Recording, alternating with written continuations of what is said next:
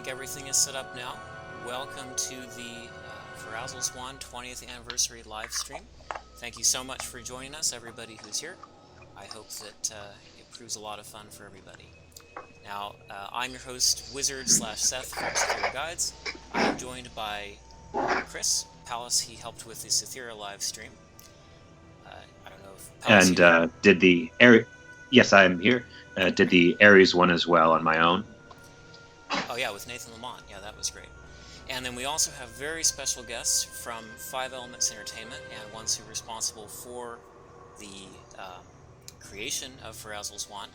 So first, let me just introduce our very special guest, who we're all very glad to have here, Ben Spees, the creator of Ferazel's Wand.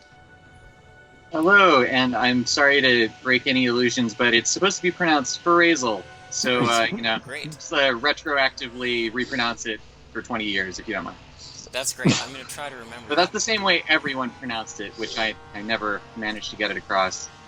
That's hilarious. Actually, this is something that I learned in the Cythera stream, too, is that I think it was Cythera or something. So I think we said Cythera at Ambrosia, but some people said Cythera.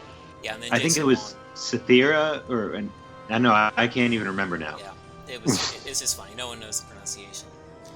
For the record, everyone always got the pronunciation of Aries correct. I'll turn my mic up a little bit. Is that a little better, guys? There we go. Yeah, when you stick to Greek and Roman words, that usually helps, instead of making up names. Yeah.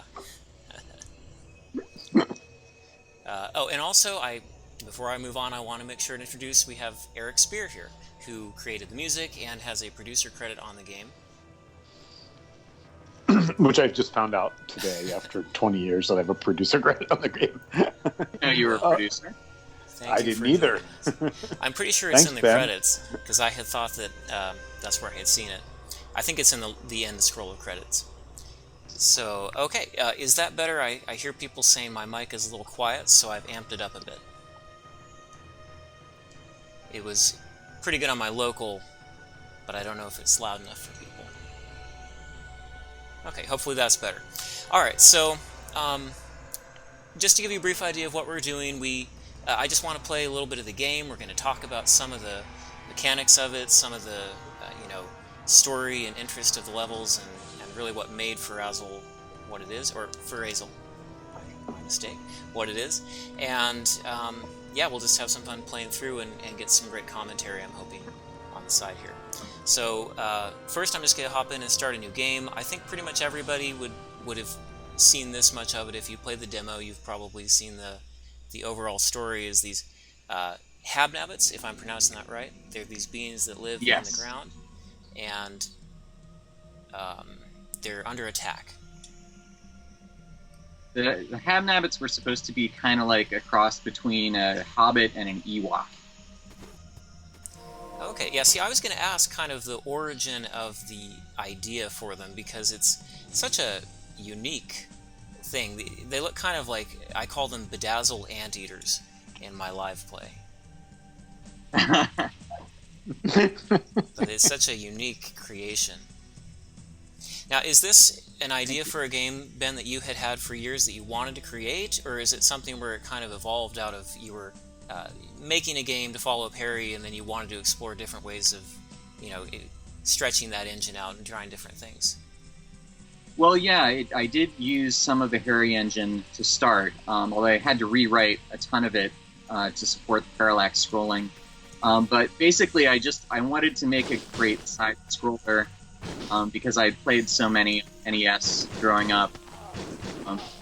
And probably the biggest inspiration for this game was Zelda 2, which is a Zelda game some people were not a big fan of, but I loved it that it had a mix of the side-scrolling action as well as RPG elements in an overworld. So that was kind of my intention, was to take everything cool from where I played and combine it into a unique original game. Okay. Yeah, so you kind of were forming it.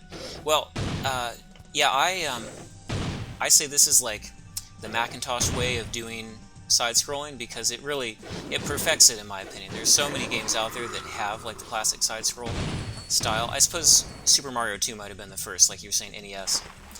But yeah, here it's just so free the way you interact with the environment. Like I want to point out the swimming and the way you float and the current, and how anything can actually interact. For instance, if that corpse had fallen in the water, it would float on the water.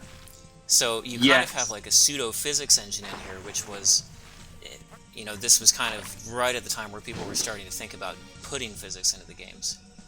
Right. The floating corpse on the first level was always one of my favorite things to show people because it would always get a reaction. They would think it was gross or they would think it was funny. So I got a kick out of that. Yeah, it's really neat. It's one of the things that I always look at and say the environment's so interactive. So what I'm just showing here is I'm kind of exploring this first cave world and how dialogue works. You just walk up to someone and that conversation overlay gives you options. And you can buy and sell and control your inventory. And there's also secret areas in this game. So for instance, you can use Ferazel's spin jump here, which is a really nicely animated action. I believe Andrew Hunter did most of the artwork for the game, is that right? Yes, Andrew Hunter, fantastic. Like some of my favorite art that's ever been done for one of my games. I wanted it to look, just like classic painterly animation. Not really Disney-ish, but I don't know. I don't know what the alternative is to Disney-ish, but like animated without being syrupy sweet. It's got some darkness to it. And he had actually not done sprite cell animation, so this was his first try at doing that, and I couldn't believe how well it came out considering that. He mostly did stills. No, it's beautifully done. Whoops, we got a bit of a glitch fell there. Through the ground, bugging the physics engine. Open a ticket. Here's a good example of a floating corpse. So we can jump on that. Yeah. No, the artwork, especially when you consider how much of this artwork, because look at all of the. I'm just wanting to draw people's attention to the number of different poses that Ferazel has. When you talk about spin jump and run jumps, and it's definitely a lot of work. So it's very impressive to have it be so smooth. Yeah, and Ninja Gaiden was the inspiration to climb walls, which made it a little harder to some of the levels. You have to create overhangs if you don't want the player to actually be able to climb over the edge of that wall. Yeah, I remember there's several levels that actually make use of that overhang, and there's also a few invisible barriers, because there's this kind of jump, that jump move where you can get up to the next higher level by jumping. Let's see, I need a silver key, and I think it's above the platform over here. Yeah, so these swinging platforms, that's another really interesting, not a hazard, but an environment. Yeah, the swinging platforms, and then those 3D, pseudo 3D maces, those were one of the latest, towards the very end, additions to the game. I think I saw those in one of the Castlevanias. I think it was one of the Super Nintendo Castlevanias that I took that idea from. At the time I wrote this, the emulation scene was really taking off, so I had like hundreds and hundreds of classic side-scroller ROMs, and so I was just playing every single one I could find, just to find more ideas. So those dragon barrels are pretty clearly, those are like the barrels in Donkey Kong Country. Yeah, they remind me a lot of Donkey Kong and some of the Nintendo 64 games, and I still play tons of those to this day. But yeah, this one is max side-scrolling, you just can't beat it. It's so much more interactive, like I say.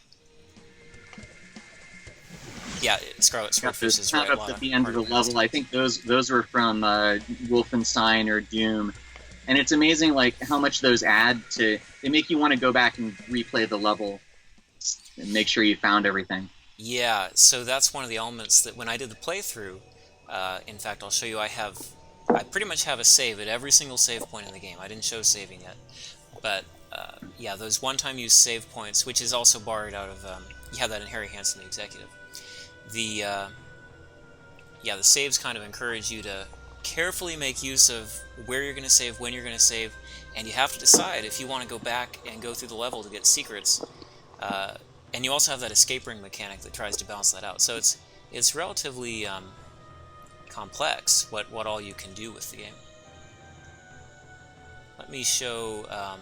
So that was the first level. There's all these different terrains, and they're really much more than just terrains because it goes beyond tile set. You have all the different tile sets, but you also have a whole different atmosphere for different levels. So let's just go in and do one of the other cavern levels. For instance, Western Reaches maybe should be this one. I won't play through the whole one, but I just want to give a sense of some of the different environments in here. And that gets me onto the point of level design and also the atmosphere in the form of sound and visual design. So, Eric, I'll ask you regarding the music. Kind of how did you do the music construction? I remember when I spoke with Randy Pringle about Cythera, the way it was done for him was he had a list of sounds and vibes that they were going for, and he just tried to work off that. But were you more involved in the level design, or was it a process similar to that? I think Ben was showing me designs as we went along, for sure. And but a lot of it was about talking about mood and talking about environment. I think was a lot of it for this, and then from there I just tried to give a nice variety of feels and tempos and tension and that sort of thing. Well, and there is one of the differences. If I wanted to mention is, the game before this was Harry, and for that we used MIDI music, and we were able to at least figure out how to implement some custom samples with QuickTime. So it was a little better than standard MIDI, but not by much. But for this was Ambrosia's first CD game, and that meant that we could use actual audio files for music. And at this time, it was a big deal that we could make the music 16-bit, and there was a form of compression called IMA 4:1 compression, because this was pre-MP3. But compared to the quality of music we were able to have before, just technically, this was incredible to have practically CD quality music that sounded as good as the stuff Eric did for his films and TV shows that he was scoring at the time. So yeah, that's a really good point. Because I think all the other games were MIDI in some variant, or if they were pre-recorded, it would be very, very small, low sample rate. So. That's right, because all these games were supposed to be downloaded through people's 1200 baud modems or whatever the connection speeds were at the time. So true. Did the decision to do a CD push you to do things that you wouldn't have otherwise done? I had been it was kind of the opposite. I had been pushing to do CD music.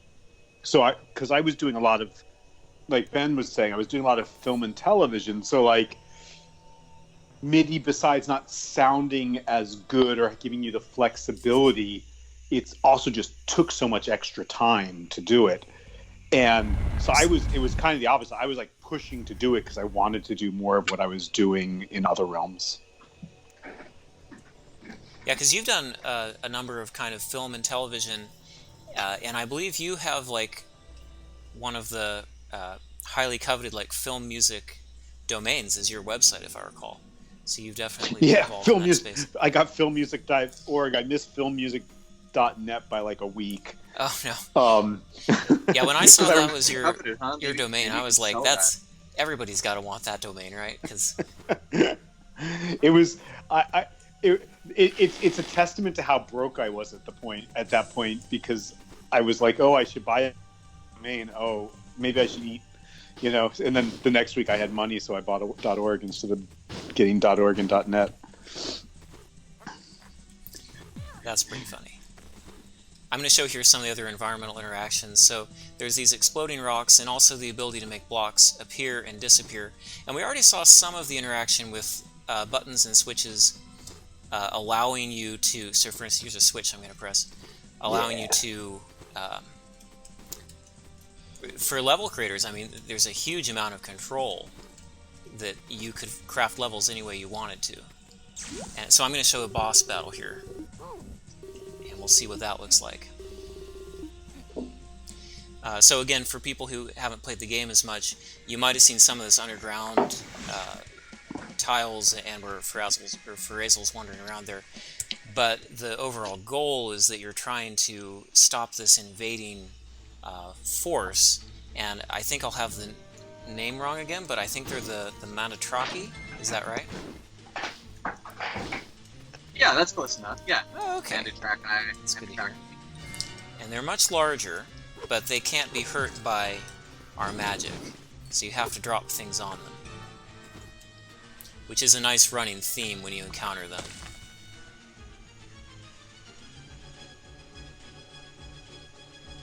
Let's see if I can catch him. Ah, this guy's so fast. Let's go and fight another one, because there's another fight with the wizard. That's my favorite fight with the Manatraki. 12. And then we'll go through a couple more levels so I can show kind of how those look. Because some of it is much more than just the tiles. Like I said, you have whole different atmospheres that come with them. And some of the forest scenes probably show that best. Yeah, so here's another guy, and this one shoots fireballs at you. So they're pretty powerful species, and this one lone little habnabbit trying to stop them. I always kind of hoped there'd be the option to have like other habnabbits be around and fight with you. Yeah, that's something I would have loved to have, is like different playable characters, switching between them. That's a lot of work though, like mainly a lot of artwork, because Ferazel has so many different sprite frames that would have had to be redone. Yeah. But you know, something like in the Mario games where you can pick from 4 characters, or it was also done in Castlevania. Or Donkey Kong, yeah. Yeah. Where you have like the mini version. Yeah, there's interesting ways to do it. But yeah, Ferazel holds his own pretty well. He, considering he starts out with just one little fireball spell, he definitely powers up in a big way. And so here we see some use of that parallax scrolling that's being used to kind of animate this background to, I don't know, maybe a mystical landscape, you could say. Yeah, that was some cool software at the time that let you create tiling animated backgrounds. It's called Specular Texturescape.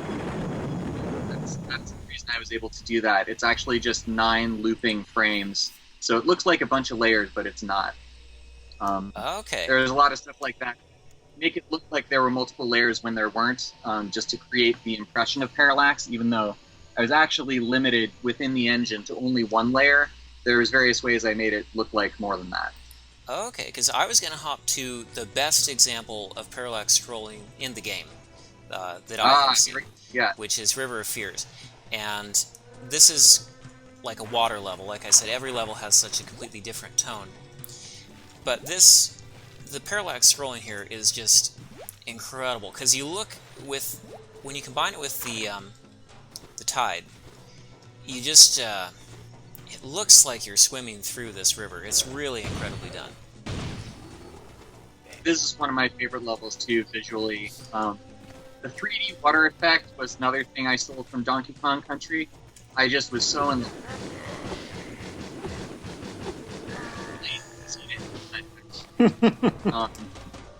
But the fake 3D effect,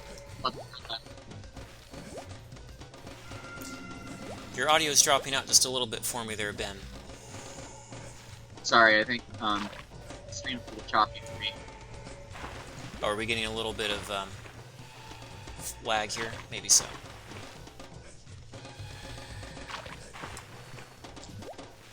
But yeah, if you look at this background with the way the water is moving as Ferazel moves, yeah, it's very impressively done.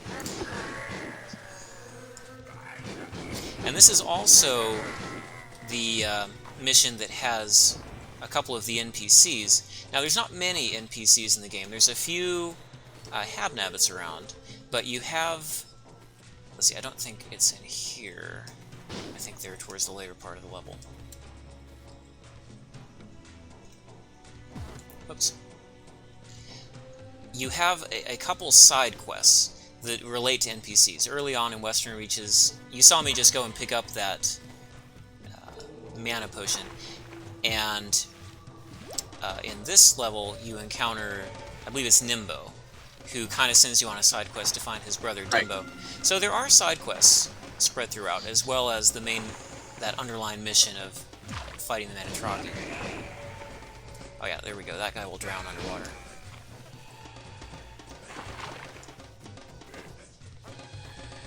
Let me see if I can find Nimbo. Just show what some of the others look like here.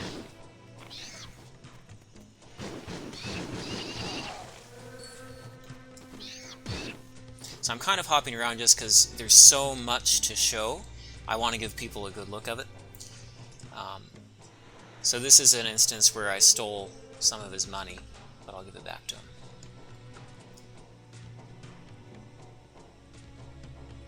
So he's telling us that his brother Dimba got imprisoned by the Manitraki and asks us to find him. So that'll become, it's not like a quest log type thing that you might have in other games, but it will become this underlying theme that you hear a little bit about. Getting Dimbo. I'm trying to remember where the silver key is on this mission. I'm not sure. It's probably back here somewhere. But that's one of the interesting things too. You can explore these in any direction. So if you do have to go back and pick something up that you missed earlier, you'll often find, especially when it comes to secrets, you'll often find that you have to, if you're trying to get all the secrets. And there's a playthrough on my YouTube channel where this will be copied over, and in that playthrough you can see getting pretty much all the secrets in the game. Some of them are pretty well hidden, I will say that. Yeah, I think there might be a few that are completely impossible. At least I remember some people telling me that. Yeah, there's a couple levels where there's just some enemies and things that are out of reach, but I think most of the secrets are accessible. That's but you're right about a few of them, I'd say. Unfortunately, somewhere there's that silver key.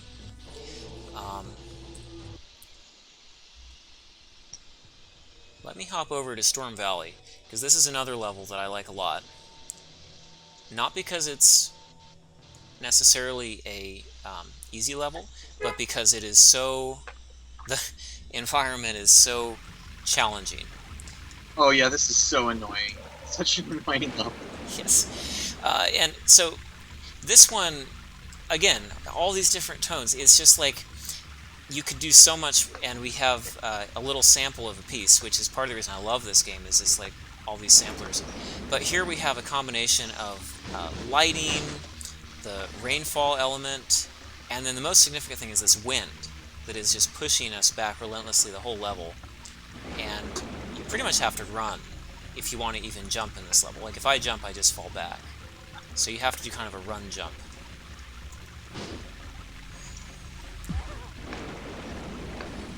It's a surprisingly short level, though. Most of this level takes place above. So if you look at the areas up here, well, they're probably going to kill me before I get that far. I'm just going to run through and show it's a pretty light level, actually. Oh, never mind. I don't have a res necklace. We'll get to see the death screen. Now this screen, you don't see it a whole lot if you are careful. If you're running through like I am, you can. But if you go to some of the ice levels, you'll see that screen a lot, because there are some impossible or nearly impossible jumps in there. Okay, I kind of wanted to play through Hanging a Bit. There we go. Because this is a pretty good one to play through. Oh, yes. This was just at some point of the development, Andrew Welch was just like, we need more stuff. How about a hang glider? I like the hang glider. Yeah, and it was great, but it was like, I did so much work to implement all this hang glider stuff, and then it only got used in one level. Yeah, that's what shocks me about so much of the level design is, like I say, they're all kind of samplers of all these things you could do. And so when you released the editor, that was like an amazing thing because there was so much content out there that had been, not even really explored fully in the main game that they could make use of. But yeah, I feel bad that in terms of the levels that are here, there's so much that was put into it that isn't necessarily exploited as much as it could be just because you could do so much. But these wind particles are used in an earlier level. They're actually in the Unemployed in Greenland. So I'm not sure if they were added because of the requirement of the hang glider or if they were already in the engine to some capacity. Because we already saw there is wind in the Storm Valley. We had particles that we could use for a lot of things, and in this level they're just representing the wind currents. I don't know if any of you remember an even earlier Mac game called Glider, but that's basically the same. In Glider, you're a little paper airplane, and you had to navigate between air vents and stuff. So this level was sort of inspired by that. Yeah, I have Glider and Sheep Shaver, and I play that one sometimes.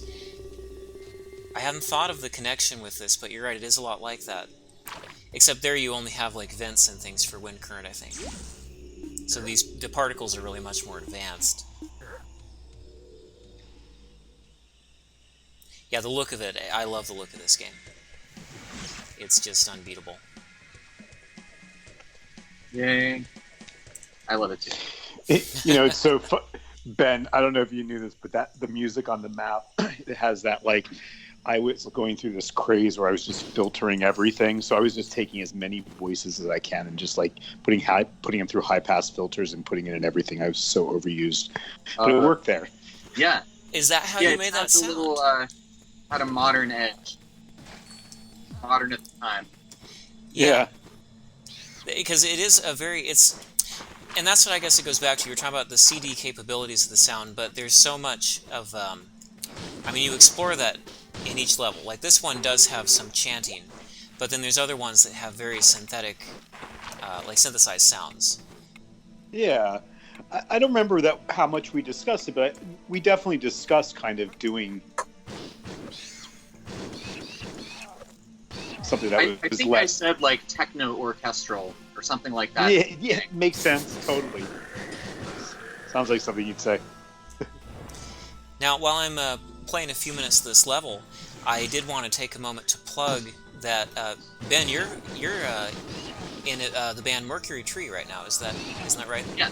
Yes. Yeah. So I wanted to make sure to plug that so people can check it out because you guys do a lot of great stuff. It's microtonal, I think, is the yes. Our latest stuff is microtonal. Yes.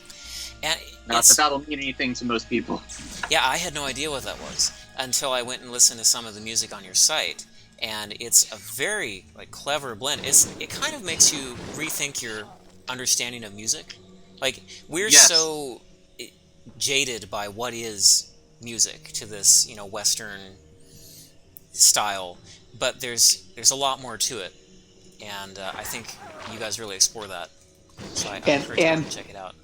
It's different, yet it's got virtuosity to it, and that's what I think makes it so good, right? Because it's not just that it's microtonal; it's that there's fantastic musicianship.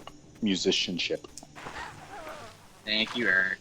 Yeah, it's a great group. So definitely check out Mercury Tree, and I also want to plug 5 Elements Entertainment too, because while we're playing this is the 20th anniversary of the Ambrosia release. This game has been reacquired. I believe you guys have the property and distribution rights back to Ferazel at 5 Elements. Once we figure out what to do with it, at least we have the option now.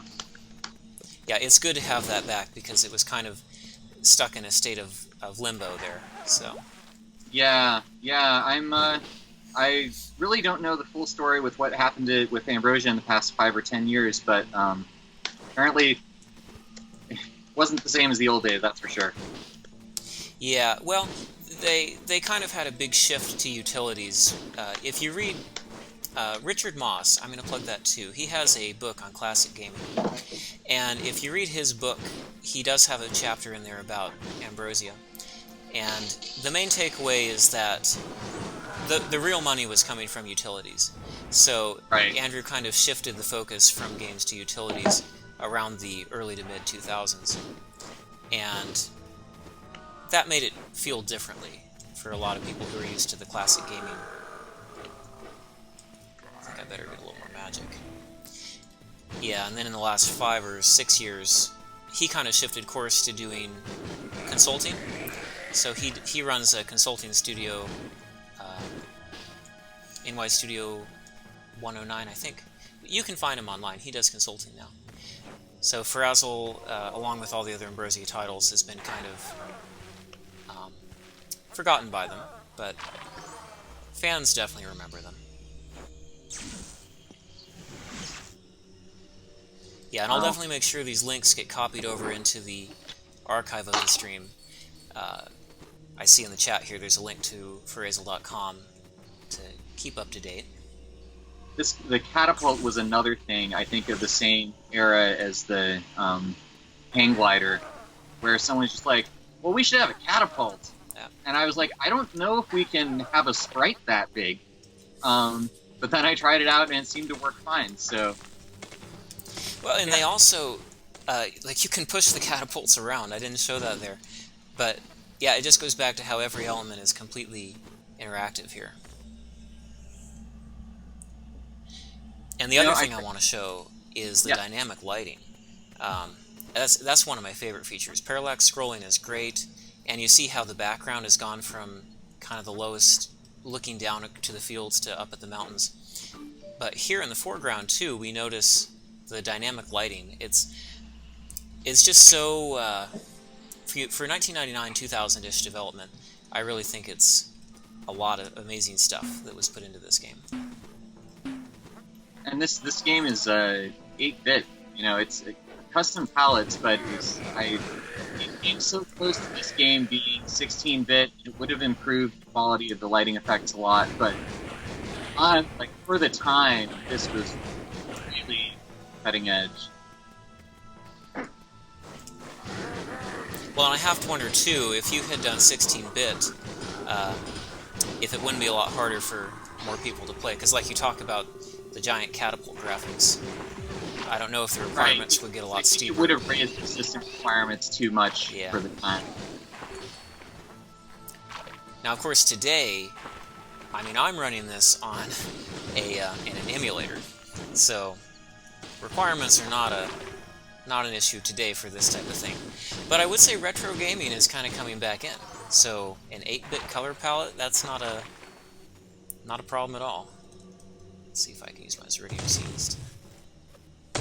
Did really careful custom palette management to have enough to make everything look. Yeah, and if you go into ResEdit, you can see in the color tables that there are a lot of custom palettes. Let's see, I think I need another key still. I don't think I've found it yet, so I have to go up this... another challenge. Whoops.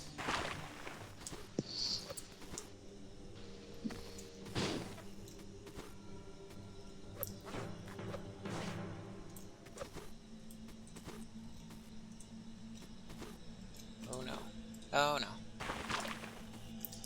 Some of these puzzles get pretty hard to get past. Well, not puzzles, I guess. They are, this is like your classic platformer challenge. With the fading platforms coming and going. But yeah, just look at that background. I think part of the reason I love to play this game so much, it's like my favorite game, I just find myself playing it all the time, is to look at the graphics. Wow. That was close, you made it. Yeah. I didn't want to have to do it again.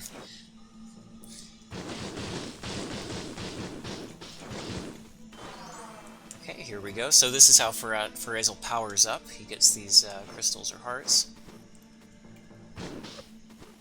Now, you designed this level so that you didn't have to have Ice Wall. because that's a whole other element. Is as you build up your character, you get these different abilities. So here we have Ice Wall building a wall that I can climb on. But you've designed it so you don't have to have that. So they the spikes go in and out. If I were to try to climb it, it's definitely a lot easier, I'd say, with Ice Wall. For sure. But getting that is a challenge in of itself, because the ice levels, those are not picnics. Right, with the slippery ground. Yeah. Well, we'll take a look at Iconoclasm. I have an axe to grind about Iconoclasm. Okay. Because that has one of the hardest parts, Controversy. if not the hardest part of the whole game. But it is spectacularly put together. I mean, again, going back to level design, I don't know, were you making pretty much all these levels yourself, Ben, or did you have anybody Yeah, else? I made every single level, yes. Oh my, that is a huge task in of itself. Yes, I got myself in a little bit of trouble when it came time to actually push it towards release, because I didn't have as much time to work on the later levels as some of the earlier ones. But I came up with tricks for generating the tile maps faster. Basically just making a black and white bitmap in Photoshop, and then I had some code to convert it to tiles. That let me just make the bare bones of a level really quick. And I guess anyone who's used the level editor knows about that. Yes, yeah, you can import a tile map. And actually, that's what I was going to show when we finish this level in a second here. The next one is the Labyrinth, which we're not going to play through just because of the size. But if you look at the mini-map of it, it looks like you used one of those maze generators, like the old Amazing off of the You're exactly classics. right. Yes, I don't remember which one, but yeah. It's like, you nailed it. Just made a maze, imported it, and then that's the level. And it really works, though. I mean, if you want a challenging, puzzling level, think about walking your character through this, literally walking through the maze instead of just seeing the maze as you're trying to solve it. It has a whole. Well, you realize how much harder it is to solve a maze when you can only see a small part of it. Yeah. No, it's true, yeah. And it's not even like a first person where you, like they say, always stay on one side of the maze and you'll find the end eventually.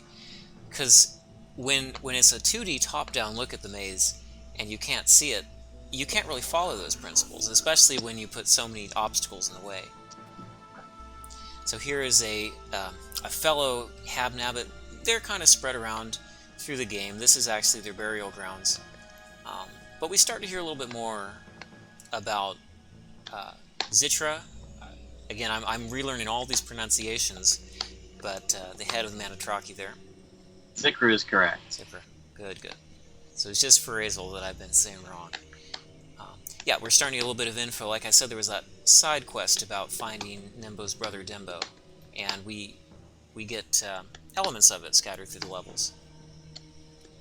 And all this is done with the interaction engine, like the script engine, is trigger-based, I believe. So you can set flags based on whether or not you've talked to Dimbo or Nimbo. Okay, so that will finish this level. As you can tell, I've played these levels a lot. I love this game. That's why I wanted to do a stream just playing some, and I was really, really excited when you said you'd join. So let me hop in here and show what the labyrinth looks like, because that is one that people who played the demo would not see. Hector. Yes. Hector the bird. Oh, Hector. Hector's still around. I think he's with John Chaplin, I believe. He Ambrosia's PR guy. Found out Hector was a girl, but they kept the name. Oh, yes, you're right. I think those parrots can live to be 90 years old. They outlive a lot of their owners, I've heard. Yeah. No, I've seen that having a long-lived pet like that can be quite a choice, because you might end up inheriting one. Or someone else might on your behalf. Exactly. Yeah, it's like a marriage. Now, here's one of my favorite bugs to exploit. I don't know, is this like a known one where if you just hold up while you jump, you can climb that way? I use it all the time. But Yeah, I think I was aware of that. But it seemed like one of those classic, like it seemed right. There's so many games where you can do a double jump if you know the right trick. So the places you really aren't supposed to be able to go have much bigger overhangs than just one tile. yeah, that never bugged me. Yeah, that makes sense, because there are definitely ones where the overhangs are... I've tried my best to get past them, and yeah, you've done a good job blocking them off. So you can see here I've entered into this maze. I think a lot of people got frustrated on that level. Yeah, when I first played the game, it was the first one where I found out you have to make use of those health potions, because there's not much health in that level. So Right. following the labyrinth, we kind of go up into the mountains, and yeah, let's go to one of the ice levels. I think I'm after level 10 or 9 here. And I also want to take a moment to dwell on that title screen where you talked a little bit about putting high-pass filters on all of those voices. But it also shows the layout for the overall game. So it's an open-world exploration that we can kind of branch off in multiple directions. So here, for instance, you see there's the underground area you start in, where you have that first boss fight, and then going up into the mountains where we can fly. We already went that path. But you can also branch and go down into the ice. You don't have to. I think some people probably do skip the ice levels. I'm not sure. I think there's about 5 or 6 extra red Zycrons, which are like the currency of the game, and they prevent you from going too far without having explored more of the game. But there's enough extra that you probably could play it skipping the ice world. It would just make it significantly harder. Yes. But yeah, so here is delving down into the ice. These inner title screens, I had a theory, and Eric, you might be able to confirm this, or Ben, I'm not sure. In the game music, there's about 4 or 5 unused tracks, and each of them corresponds with a region of the game. Was the initial goal to have a track that would play over that kind of title card when you get into a different tile set? Do you remember, Ben? I think there ended up. I sort of alluded earlier when I said I ran out of time when finishing the levels. I think we intended to have a few more levels than we ended up with, and that's why there were some extras. Probably Okay, that would make sense too. the extras for the interstitial stuff. This is one of my favorite effects of that rail there. Yeah, I think there was supposed to be a different song for every level originally. Probably because at the very beginning of the project, I'm sure I told Eric, was like, oh, there's going to be 5 ice levels, 5 fire levels. So, yeah. Yeah, for sure, yeah. Well, I know the ice boss got cut, because that is one of the things that you had confirmed some time back at the Ferazel forum. Yeah, so this is one of the hardest parts here, is these terrible... Oh no, I'm gonna die.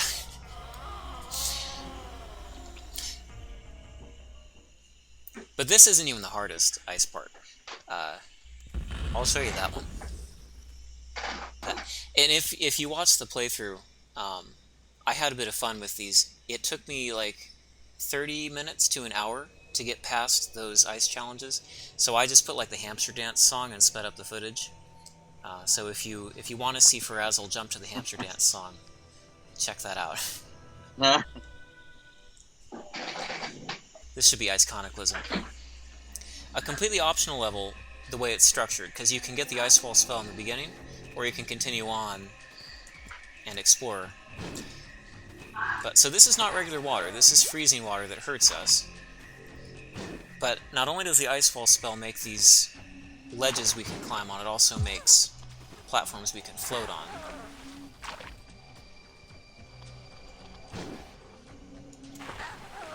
I don't know if I'm gonna make it.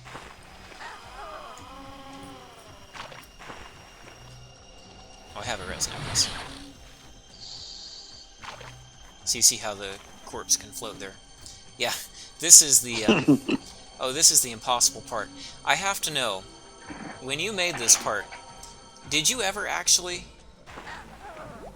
run it? Or was it there as like a teaser? Because it's hard. I may have made it a little harder than I intended to. I'm just teasing, but one of those that I was a little rushed on. Yeah, just one of the. It's the last ice level, so it's like, yeah, you probably were doing it at the last part there. But yeah, I get a big kick out of it.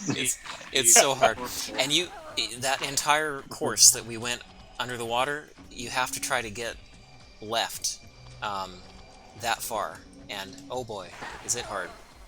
So at least there's a save point. That is true. I probably put the save point there for a reason. Yeah, that was very kind, because I would have tried to do it without anyways, and I don't know if to this day I would have ever finished it. I might just be stuck in a loop of playing Ferazel. I think the platforms sort of get in and out of phase with each other, so you might have to sit on the second one for a little while until it happens to meet up with the next one. If that makes sense. Yeah, and also... Like, I'm trying to jump in, wait until they're both coming towards each other at the same time. Like now. Oh, okay, yeah, I have to do that in a minute. But talk about the interaction of all of the... Oh yeah, I'm out of phase, but it won't work. The interaction of all those elements. The statue spell is one of the spells that actually does a lot of damage, but it freezes enemies. And it also can freeze these platforms. So that just kind of shows how everything in the game is interactive, is able to interact with each other. So, yeah, no, I'm just teasing you. That freeze spell was basically like the ice beam from Metroid. Okay. You remember how you could freeze... there's these little aliens that fly back and forth horizontally, and I know there's levels where you have to freeze them and then jump on top of them. The classic Metroid? In order to progress. Yeah, the Metroid for NES, yeah. Yeah, I kind of vaguely do remember that, and the statue spell is a really neat twist on that. Especially because it actually does damage, even though it is freezing, it also will do damage to them. So, right. Let's hop over to the other side of the world. So we looked at how the paths branch, and there's the mountains, and there's the ice. I want to show a couple more of those tile sets, because, like I said, each one is its own world. I think 15 is the boss, so this would be the dig. So this is kind of your take on a timed level, and the way you do timing in this is actually by setting a flag that triggers, and that can control a door, for instance, at the other side of the map. So this level we're trying to get from the beginning to the other side before that timer runs out. So I'm just going to run through this. Oh, this level just drove me nuts. Whoops. Actually, you can skip part of it, I think, by using that climbing tactic. Yeah, here we go. Oh dear. That's not what I wanted. And these are cannons that react, so I do an action button to release these cannons.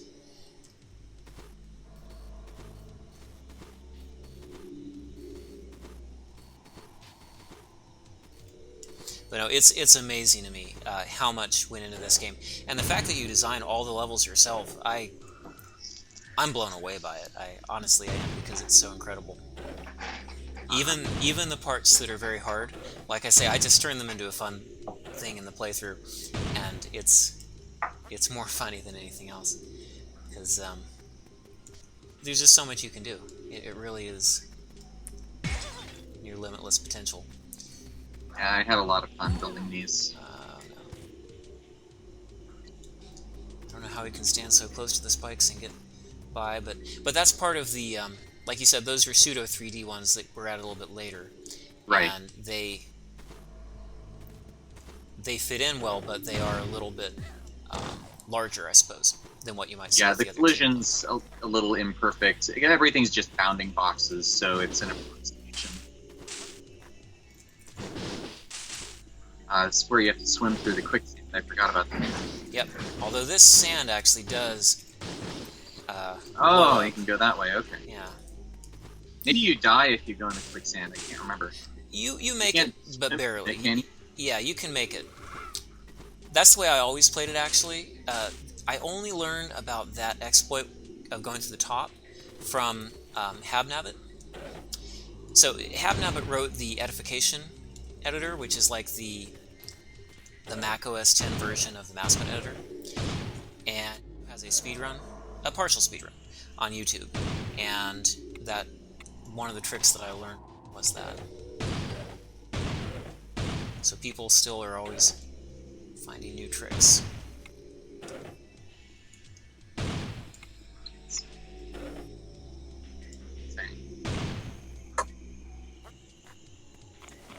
Okay, this part is... You're gonna get hurt no matter what you do, so...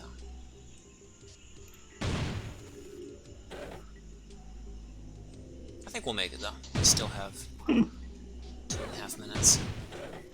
Thankfully, there are these health crystals here. But see, that's another thing, too. You talked about how you wanted to make it so that people could choose to go back and do secrets and things. But for a level like this, that's a hard decision because you've used all the health crystals there. Right. Definitely a lot harder in this level. So it's a really interesting way you've structured it, that you really have to pick what's important. Like, if you're going to run through a level and not necessarily pick everything up, using saves and special abilities and whatnot, it might hurt you down the line if you didn't pick up enough, let's say, gold Zycrons or something.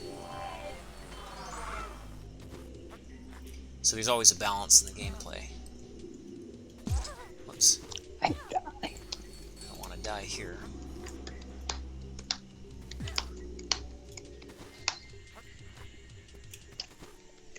I might die here. I'm going to use my health potion. So these potions, we can purchase them in the first level. And you only can buy, I think, 1 health potion, 2 mana potions at a time. And that limitation, I assume, is just set by the... You don't really need much more. Otherwise, it would become kind of easy. It's the perfect balance to make it, again, a decision that you have to decide if you want to do that. If you play that giant labyrinth level, you pretty much will have to.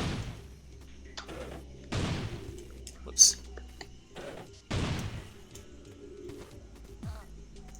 Alright, here we go.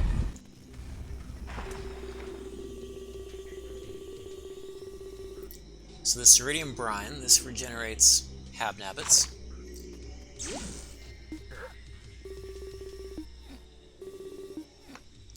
And the Ceridium is also... So again, there's this underlying plot of trying to find these Manitraki and what they're after. And the Ceridium is one of the things that they are attacking, are the Ceridium miners and the colonies. So we assume it's a valuable resource that they have. Now, I won't play through this level. Again, I'm kind of hopping around. I'm playing through some of the short levels and just showing off parts of the game. But I want to show a different type of level. This is one that makes use of that sand that you can break with a spell, or you can break with a spin jump. Kind of like in Super Mario, I think the second world is the sand world, Super Mario 2, and you can shovel through sand in some of those levels. This is a bit reminiscent of that, maybe, where you can carve out a whole level in the sand. Yeah. This was definitely inspired by that Super Mario level.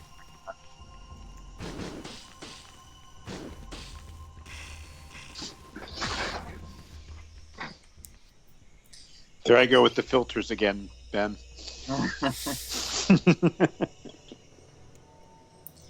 Yeah, No, it probably made it compress better. Yeah, probably right.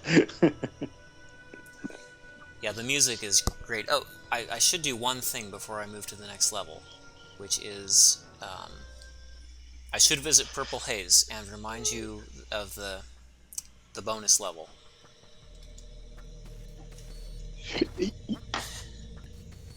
I think this one was added like at the very last minute. This is the end of Labyrinth. Yeah. But it's kind of like interactive credits. You have everybody involved in the game talk a little bit about it, which is a really neat idea. But when I hear you talking about the music, it makes me think of this level. Ben actually did it. There's an Easter egg in there. I'm in one of the caves pitching a show that I was doing at that point, which was Mission Hill on WB Network. Way back then, it was an animated show, and Ben was kind enough to like let me pitch the pilot of that. Yeah, I'm sure the network really appreciated it. Yeah, right. Oh, did you get a cease and desist letter? we You go. see that sign, Eric, that he just... Yeah, here you go. Oh my God, Loaded there Eric. it is. No, I think before that it says, this music is so good it must have taken years and years to compose. And that's because you were so late getting me all the tracks. Was I really? Oh, that's Yes. awful. Oh, you were always so late in those days. But I think it's because you were giving me such a good deal on the music. That's Oh, hilarious. okay, yeah. So it was the quick, good, or cheap, right? Right, cheap and slow, but good.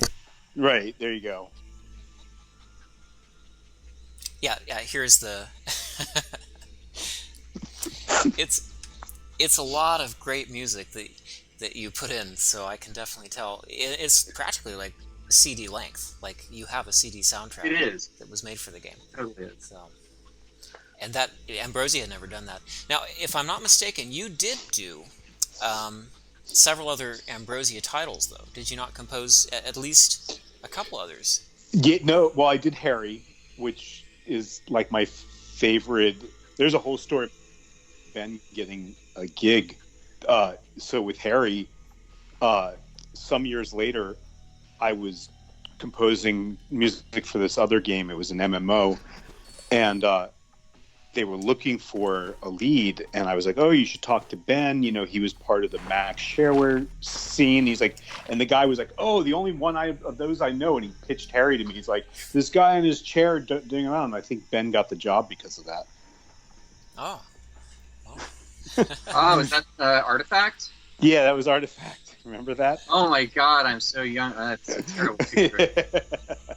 It was great, but that's how you got it. He knew it. But I did There's Slytherins. I did Mars Rising. Yeah, Mars Rising is one I recall. Yeah. Ben, I think you did Demos Rising. I did because Eric was too expensive, so I totally undercut him and stole his gig. It was really fun getting to do that. I think you like called me and like, "Do you mind if I do this?" Like, and I was like, "No, I don't. Go for it. It's good music too." No, both of them have spectacular soundtracks. I mean, that's the vibe of Cythera, of Ambrosia of that time. It was such a special thing for the Mac gaming community. It's a big loss. It really was. I'm so glad I was on Max during that time because it was just such a great community, and you know, it was so positive. It felt like everyone appreciated all the special stuff that was happening, especially around Ambrosia games. Yeah, I think. You know, I was so psyched just to get these games published by Ambrosia because I had been playing Maelstrom, you know, since it came out, and Andrew was like a legend to me. And the first time I met him, he picked me up in his Hummer, which at the time was like no one had seen a Hummer. Yeah, that would have been it. I think there are pictures of that in the old of his Hummer in the old Ambrosia Times magazine or newsletter. That's right. Yes, this is kind of like a fun interactive credits level. Oh, you actually bundled Demos Rising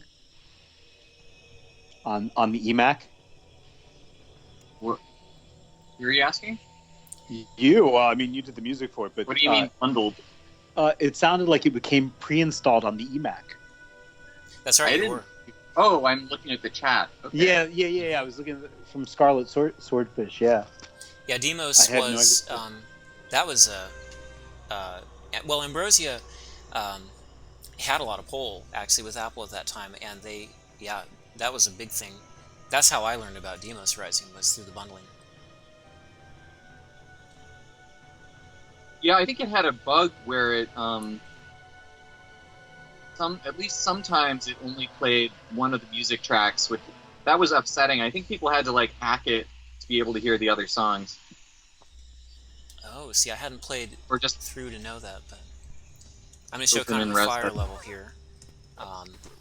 Again, different tile sets, different behaviors. Now we have this fire here that burns us. This hot, glowing background. A lot of these backgrounds were made in Bryce, for anyone who remembers the name Bryce landscape software. Yeah, I still use and love Bryce, actually. And also for Escape Velocity fans on here, many of the Escape Velocity backgrounds were also done in Bryce. The original EV and EVO. Yeah, this walk on lava thing is wearing off. This clicking effect is kind of a neat way to indicate time.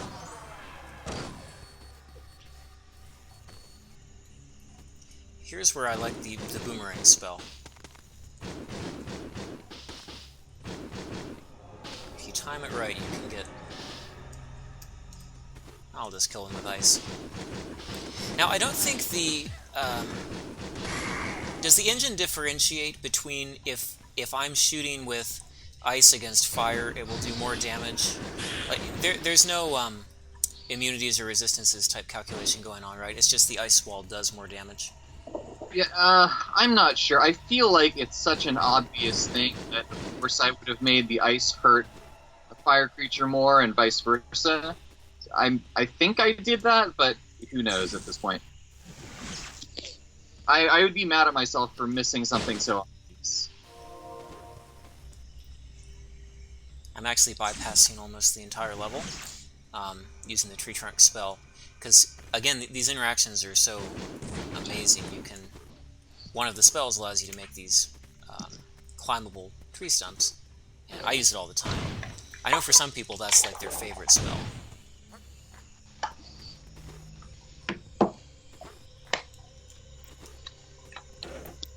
Okay, I didn't get V-Blade, but I think I should be able to go through the door here. Yeah, here we go. Is that one needed?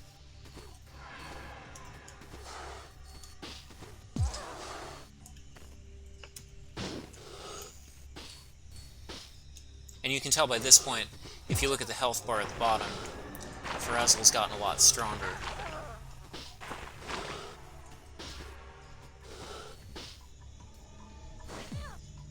Not necessarily strong enough to survive all this. But I have more than a few res necklaces.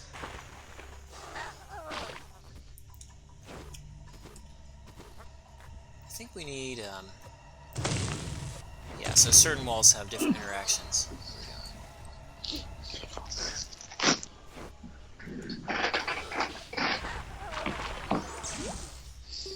we go.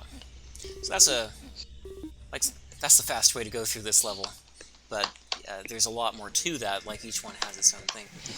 The reason I was doing that is to show a little bit of this next level, where this is another version of a timed level, but this one, it's timed not with a timer, it's with this non-stop wall of flame that is following us. I completely forgot about this. Yeah, and there's two of these such levels in the game.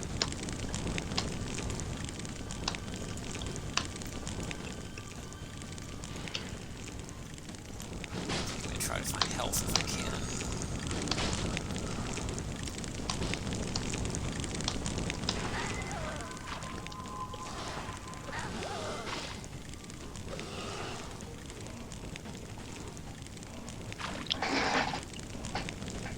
Whoop, that's going to hit me. Yeah, it's like this obstacle course to run. V-Blade would have been good to have there. I don't think I have any more seeds with this character. This is one of those levels where you kind of just have to run. Oops. I'm trying to... Oh, I'm on the shield, that's why I can't use that. There's a secret area back there, actually. Talking of some of the secret areas being hidden. There are a few like that spread throughout. Yeah, it's an auto-scrolling level. Yeah, I'm going to do my favorite boss fight. I'm kind of making this like a leisurely speedrun, I guess, with just showing snippets of different levels. But my favorite boss fight, I do like the Manitraki Wizard. My favorite one is actually those fire elementals.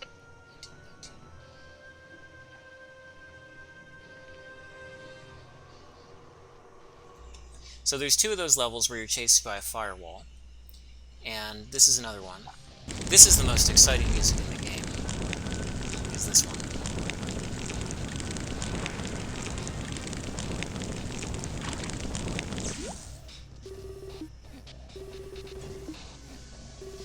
Oh, I think you started at the end. I started this one at the end so that I could go on to the boss fight. Gotcha. I can show the early part of that one. I didn't know if people would... Oh yeah, this is. Yeah, I like this boss fight because it's a combination of using your evasion and gymnastic skills, and you can also use your shield if you want to. But it's also this challenge where you have to hit them during specific periods of time. This fire background was a whole custom thing that was just written for this level. Really? I think there was like some open source or something fire code that I took and modified, and it had to be really low res. I can't believe we did this. Yeah, I miss him. Now I think This is probably the coolest looking boss. Yeah, they're very neat, and the way also, so their sprites is each of those elements of their body are sprites that are overlaid and move independently. But the way you control them, they have a limit, I guess, on how far they go. So it looks like these snake heads that retract and expand. I don't know if they're supposed to be snakes or dragons, but they're kind of like these mythical... Sort of gargoyles. Yeah, Okay, yeah. Griffins. I could see that. There we go. It's not at the same time. Oh yeah, what I was going to say is the ice boss, I believe, was going to be based on this same concept. I think you'd said that at a point. I think it was, and then it seemed too lame to just have like an ice version that was exactly the same. So I don't know. I think we were all under a lot of stress that decision was made. Just ran out of juice. I mean, you can see how much juice was put into so many other things, and Oh yeah. maybe it was just like a slight case of keeping on everything else. But left a few loose ends.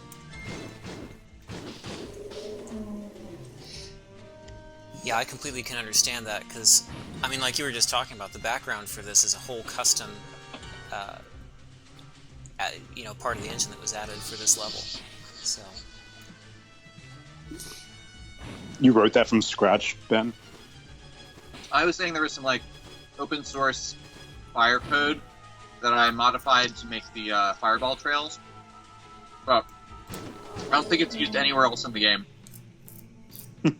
So it's just for this boss fight.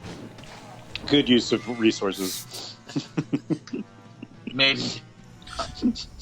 well, it really adds to the atmosphere, though. I think the reason that this is my favorite level is when you go through those other fire levels that are so hard, you're running in front of that auto-scrolling firewall, you get you go down, down, down, down, and you get to this very bottom, and it feels like Ferazel's descended to like the deepest depths of hell, and he's fighting these terrible beings.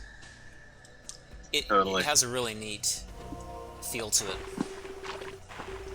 Let's see a little bit.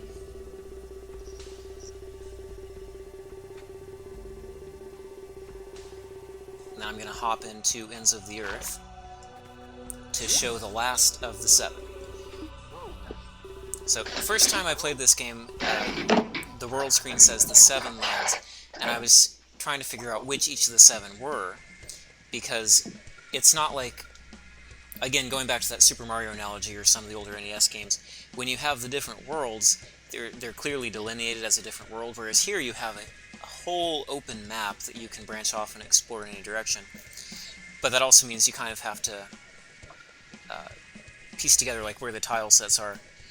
But yeah, basically my understanding is that there's the caverns, the forest, the mountains, the ice, desert, fire, and then the Mandatraki realm. I think that's the 7. That's exactly right. Yeah.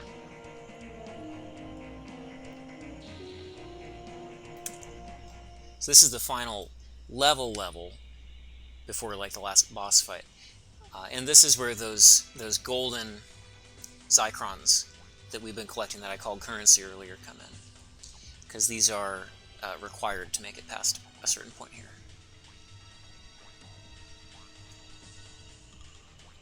Right, basically keeping you from, skipping a huge part of the game.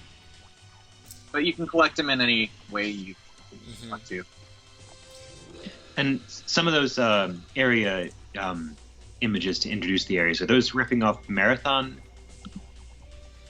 Sorry, what ripping off Marathon? Like those images that were displayed before going into each area. A couple of them seemed similar to Marathon images. Yes. I think that was definitely Marathon, which everyone was super into at the time. Yeah, definitely.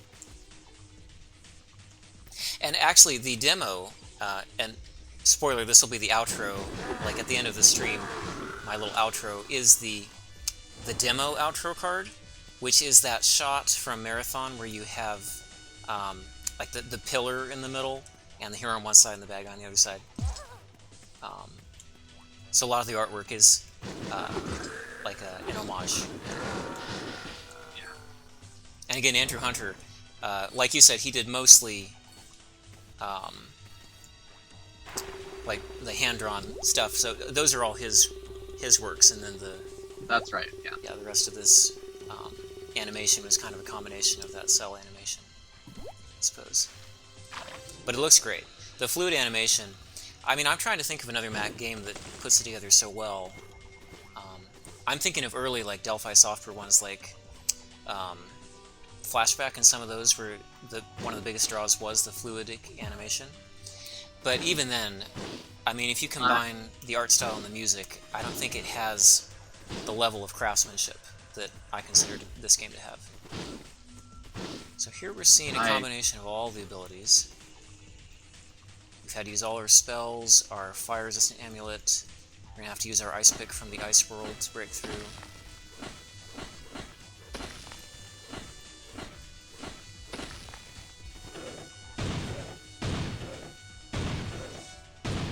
And my favorite enemy, the Wraiths.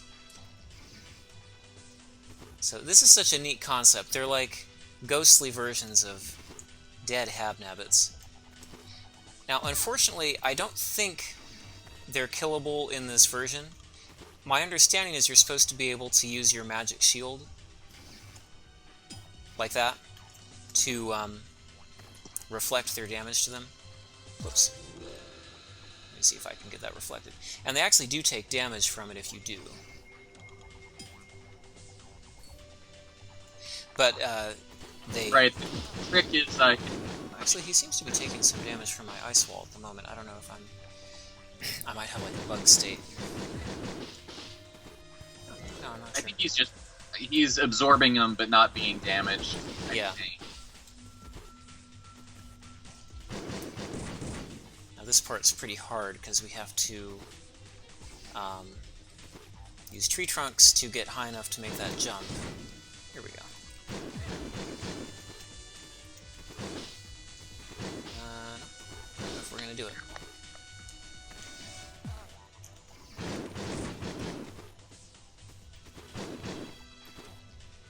So you can kind of run into the side of these things. There we go.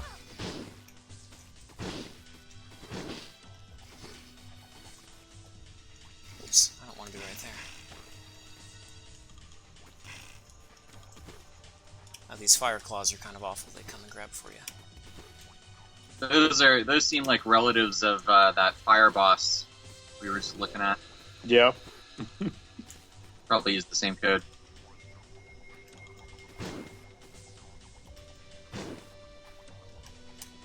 Let's see if I can get some health. If I can get the right angle here. Wasn't another one-level custom code job. Well, I guess 2 levels. Yeah, right. Okay, I'm going to try these springs, and if I can't get them right this time, I'm going to have to skip. Because that's another one of the obstacles that can take some time to get past.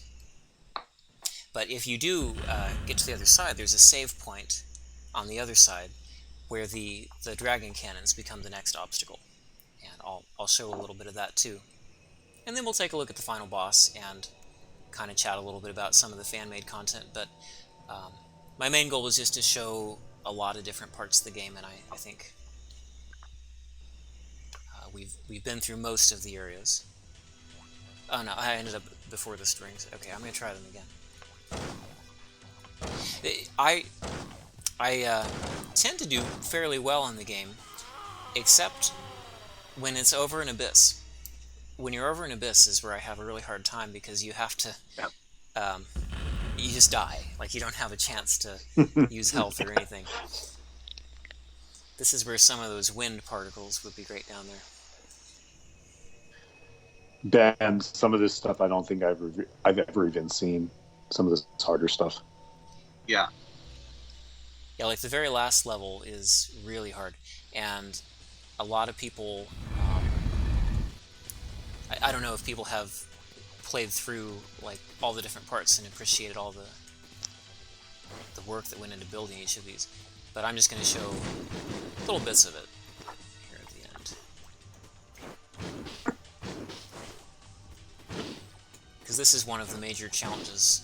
So you get over that abyss, and then you get into the maze of dragon cannons. And these are more dragon cannons that fire with a special action key. So you can control the timing, but it all comes down to timing right. Which again, that's that classic 2D platformer feel, but in a very Macintosh way, where you have superior graphics, superior sound, and I would argue a more compelling story. Because, I mean, what's the story? Well, in Mario, you're just trying to rescue the princess or fight Bowser, and... I'm not watching my timing. What is the story in Donkey Kong? I'm trying to remember. It's not very complicated. Good question. I mean... Wasn't there like a really early version of Donkey Kong where it was like a guy with a beard? I vaguely remember that, and then when it got changed to Monkey. You know, I don't know that actually. I might have imagined that, but I don't think there was much of a story. They weren't planning stuff to that extent. No, they really weren't. So I'm going along the bottom here, but I'm just showing all the distance you have to cover in the cannons above. Yeah, stories in games is like a whole other topic, because the early games didn't really focus on story that much, and then there started to be more of a focus on that. And Ferazel's kind of in the middle of that, I would say. It has a lot more plot than some of those old console games, but it's also not like an overwhelming amount of narration. Like, you're not having constant cutscenes and things cut in and distract you. Right, I never liked that. Yeah, I find it distracting too. I have Warcraft on the mind because Blizzard just released their remaster for Warcraft 3, and it just reminds me why I always liked Warcraft 2 better. Because in Warcraft 2 you have your in-between kind of cutscenes where it talks about the plot. But in Warcraft 3 there's cutscenes throughout, which it's good, it's very interactive, but it also focuses more on the story than the gameplay. Whereas here I think you struck a really good balance. Nice. So let's go in and just see what the final boss looks like.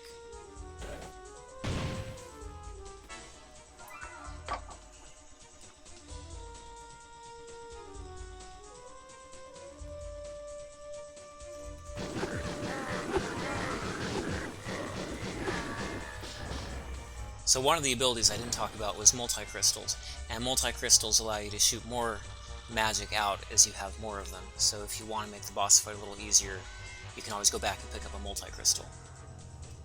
Okay, here we go. Yeah, so we've seen the fireball technique from the wizard,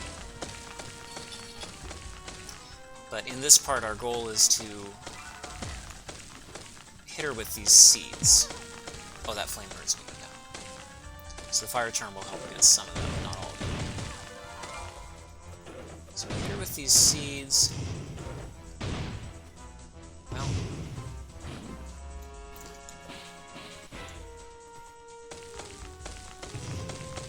it's actually a pretty hard boss fight because she sends a lot of things your way.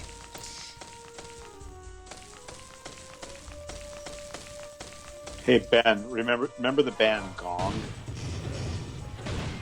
What?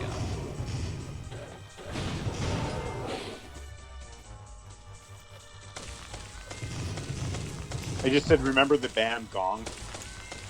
Oh yeah, Gong's awesome. Yeah, this was inspired by Gong. Oh, that's amazing. Yeah, if you listen to the string ostinato and then it goes into the marimbas, that was.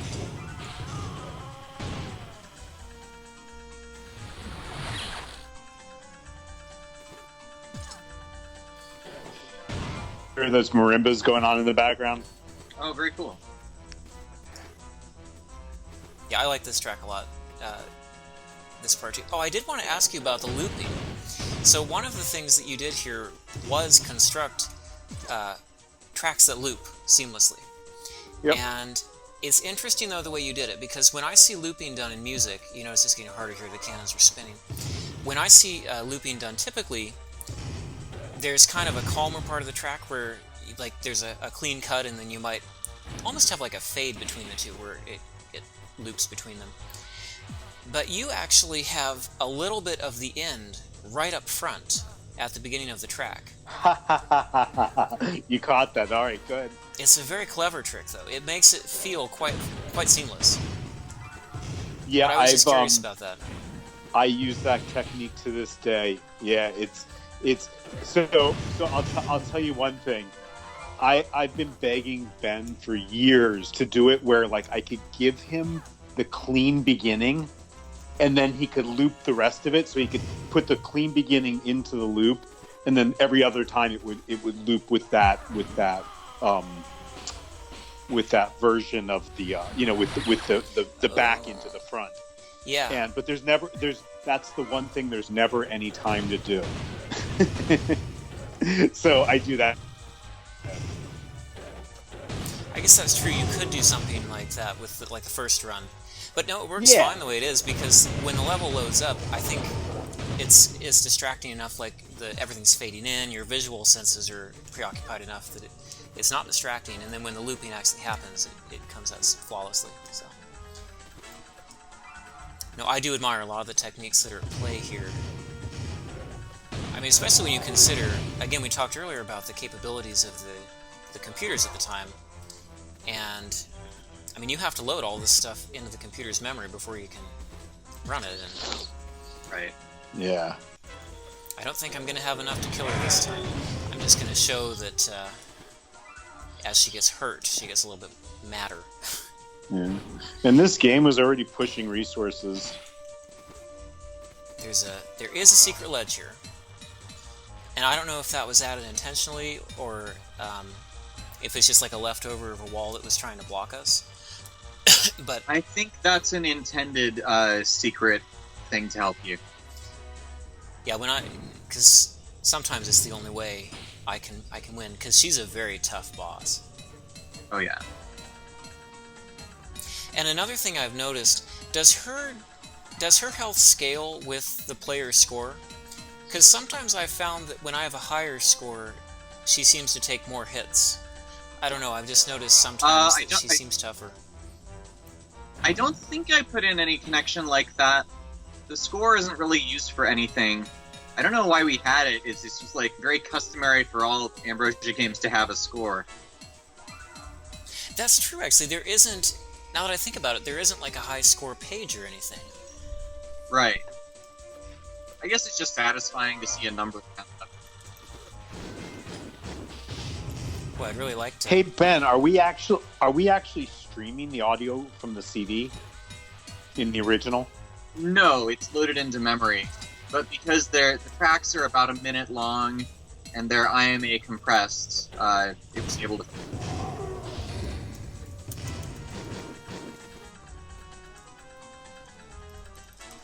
I think that's it for my fire seeds. I think I'll let Ferazel die here. Do you remember what the memory was in this? I want to say like 16 megs of memory would be a typical computer of the time. That's great. And I think we had the resource file was maybe 30 or 40 megs. Of course, you wouldn't load all that for every level. Oh, I remember. Res edit. Yep. Yeah, and in fact, I think I'm going to hop over and we'll look a little bit at some of those unused assets. Did you guys have any requests for any levels or missions you wanted me to show really briefly? I think I kind of showed all the different tile sets and regions. Yeah, pretty awesome overview, I think. Yeah, it was great. I'm going to hop over and let's take a look a little bit at the game. I'm going to resend the video. I think, did you guys lose the video for a second? Yeah, on Skype, yeah. Yeah, I'm going to send you your video again. There you go, it should be back now. And on the stream here, let me fix this for you guys. There we go. Okay, yeah, so a typical install, you have all these different parts to the game, and just from the perspective of how much was actually built that wasn't even necessarily put into it, we can take a look at, for instance, I'll load up the sprites in ResEdit, and there are entire NPCs and side quests. So here's some of those animations. Right, so there's a jump. One of these is going to be the dance. That might be the dance there. There's the hang glider sprites. All the different types. But yeah, if you look at like these blocks, for instance, I only recognize a handful of these being used in the game. I think there's several that I've not seen even used in custom games. Maybe they have been. Yeah, they're so pretty too. I think I got those pretty late, because I seem to remember the sort of 3D block outlines. That was definitely an idea I stole from some game. I don't remember which. So that was a later art asset request, and I think I just asked him to do a bunch of different types, and so I got all those back. It's definitely a lot of assets that he provided, because again, the music, there are several unused tracks of music, and it goes the same for the artwork too. There's these unused artwork. It looks like Cythera's wings are rendered separate from her body. That's right, because otherwise we would have needed, if we combined them, we would have needed way more frames. And see, that's the type of stuff that I love about it's so cleverly done, because you found a way to make it work on lower resource machines, but what you end up with is a very dynamic being now, because now her body and her wings can move independently, and it's not like one model. So it's just kind of a neat little trivia thing of how these old games were made.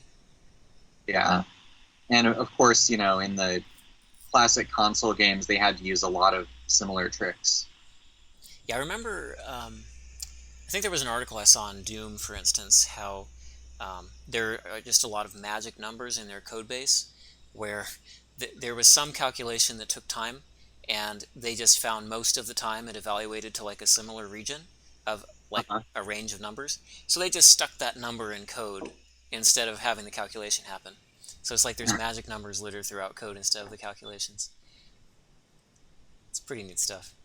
Um, yeah, so these That's the nymphs. kind of thing that sometimes makes a certain part of the game run way too fast, later when you run it on a computer from the future. Yes, that is one problem with the games that are bound to the clock like that. Um, yeah, so there's this Sarah and Terran nymphs. Now, and I also I think this was like a matriarch. Yeah, forest nymph matriarch. Now, was that a whole other um, side plot that was going to be included with the nymphs and everything Yeah, that got taken yes, out? it must be. It must be. I wish I could remember more, but I remember asking for it, just thinking we would need more characters for the forest levels. Mm-hmm. Yeah, they have their portraits and things in here. Well, because see, there's also some items. If we look at the editors, um, so there's an editor for Ferazel that was written by David Shaw, and he has it so you can pull in save games and add things to them. And there's several of the items that were not implemented that he did pull into his editor. So, for instance, if I just load up a save here.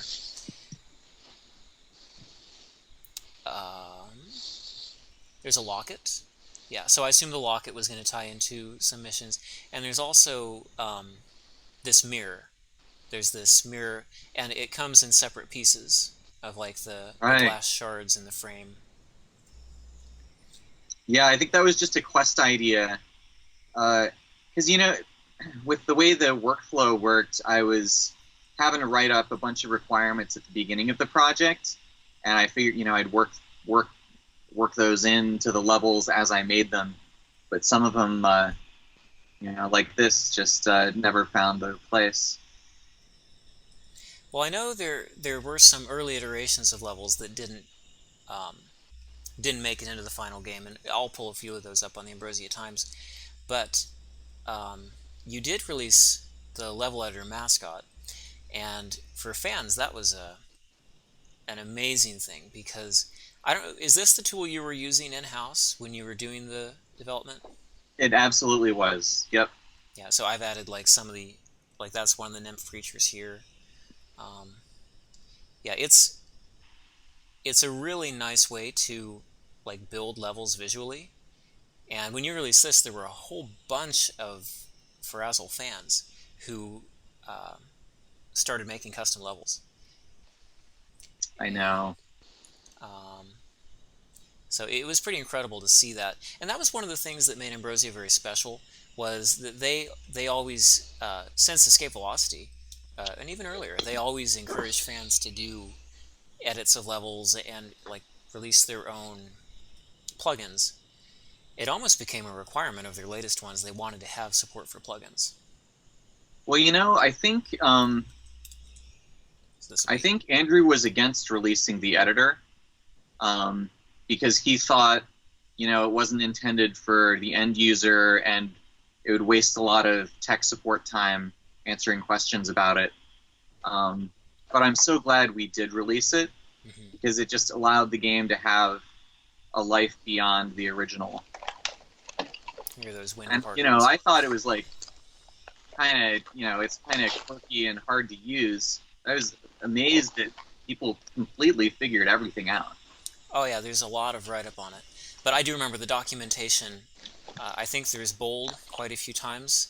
Yeah, unsupported, don't contact support. So, but that was okay for fans. I think that was it was a challenge, and they liked the game. Yeah, I have a folder here with plugins, and there are a lot of whole worlds that have been built. I remember Basic Nothingness. Remember that back in the day? Yeah, I think this is one of the ones that. Oh no, I was thinking a couple of these got included on the CD later, but I don't think that was the case on the Ambrosia CD because they moved to the Ambrosia DVD. I know they used to include some of their plugins on their CDs, but I'm not sure if Ferazel ones ever got included. But yeah, and so there wasn't really a way to install these per se. I think that's one of the things you were wanting to add in the next version. But the installation technique as it is to replace the world data, basically. Right. Yeah. But yeah, there's a lot. Yeah. Mm-hmm. And they all do some interesting different things. So one of my favorites is Orthographic Universe, for instance. And the reason for it is it's... let me see if I can pull it up for a second. So many of them are kind of witty, and they have like their own vibe. This one is like a whole universe that's built around. The idea is that you're a character in an alternate world who cannot be opened. It may be missing. I think the video went down. Oh, I think I didn't copy the sprites over or something.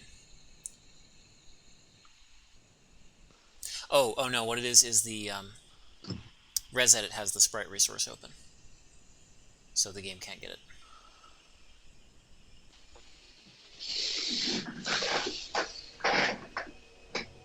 Here we go. Okay, I'll share the screen with you guys again. We'll wrap up here in just a few minutes because we've kind of shown the stuff I was wanting to show, but I'm just going to show you what some of the Yeah, I'd love to see custom that. ones look like.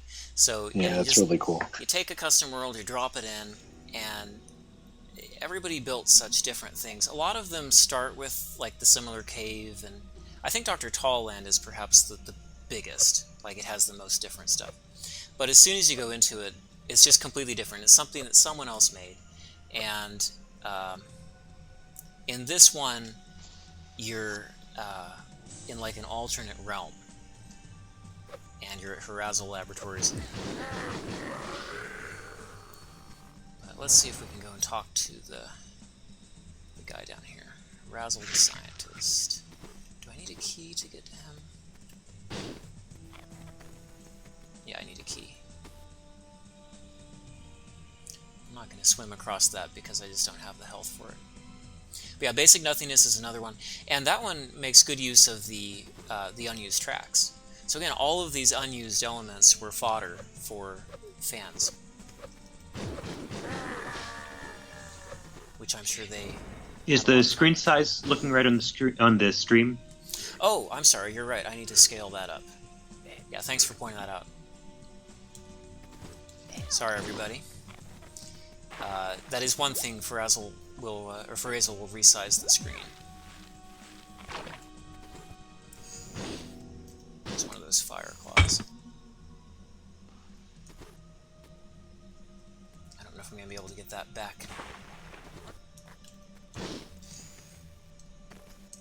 But anyways, I'm just exploring and showing that That's great. It's completely different. And there's many of these types of things.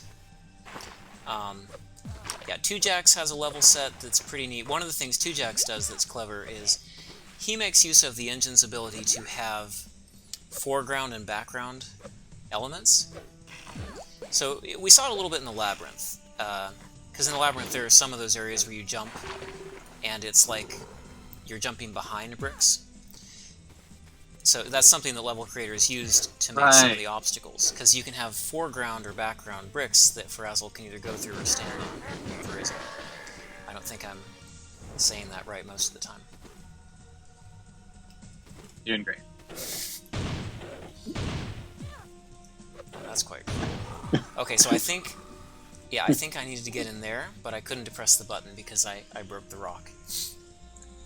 But that just gives you an idea of how it's similar, but different, because it makes use of all it makes use of different things than the game does.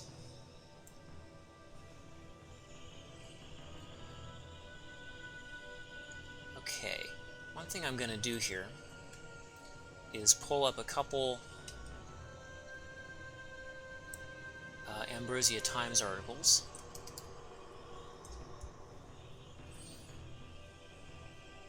because there's a few of those that have some of the pre-release images.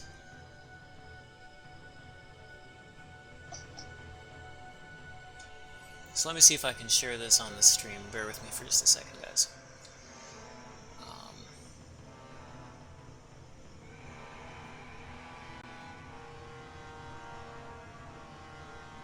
Okay, but I need to change my window.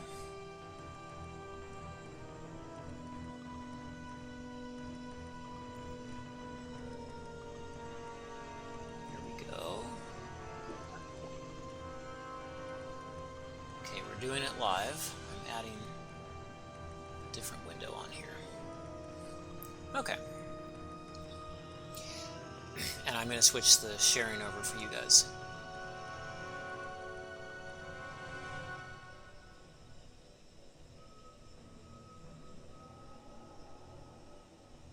There we go. Okay, so everybody should be seeing this now.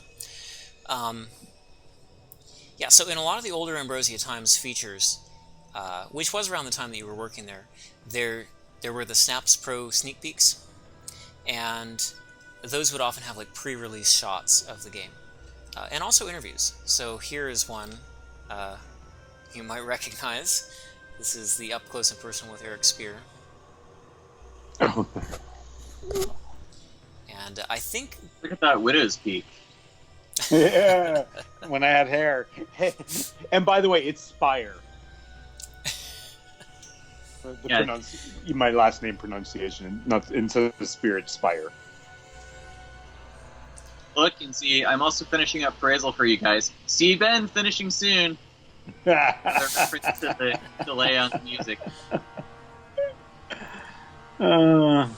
Yeah, that was around the time I thought that you had been working on the music. So here we have, yeah, little snaps. And this was kind of like a sneak peek for people that was fun. The one I wanted to show was... Wow, I'm glad you have all these archived, now that the original site is gone. Yeah, I can't help but archive things, so I'm grateful to have them, yeah. I'm like a librarian. I want to have everything in its shelf and in its place. But I'm trying to find... I made note of these, but then I lost my notes, so bear with me. I'm trying to find where the ones that I linked are. Like I say, everything should have its place, and then when you lose it, it's frustrating. Yeah, so here's like... There we are. Yeah, this is something that isn't in the game. Is that... I wonder if that worked. There might have been a problem getting him to walk along that curve. Do you know if that was an object you can add in the editor and it worked? I actually don't think it is. I'm not sure that bridge made it into any release or form of release. That is weird. So it was you know just what? something that We got the ropes though. The ropes are better. Yes, yeah, and the ropes have a really neat climbing or like pulling animation, so even better. Is there another one of Ferazel? Here we go. So here are some of the concept sketches. Now I think you also did some of the concept art, if I'm not mistaken, and then Andrew Hunter kind of worked from some of that. I might have done some, these are definitely his sketches. Andrew's, okay. I may have done some really crude ones. I'm not much of a visual artist.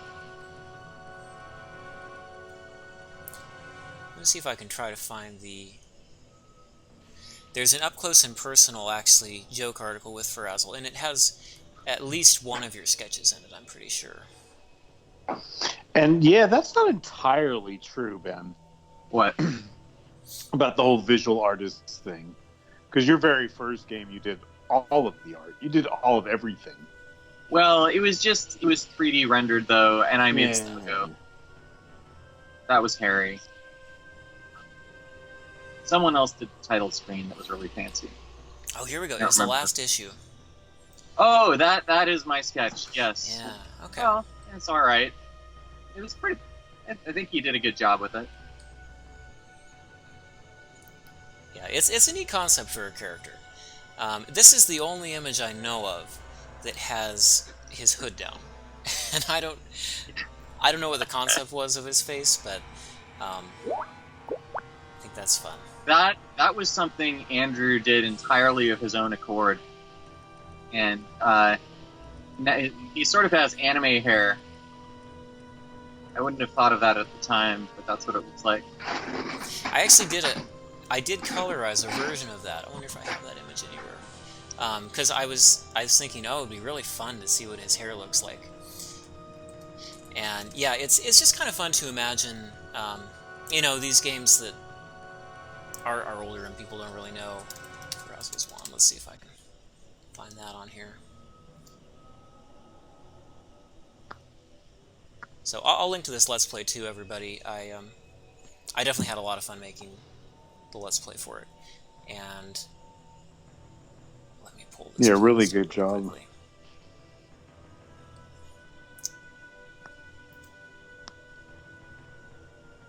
Yeah, here was my rendition of that colored sketch. So, yeah, that's what I thought he would look like.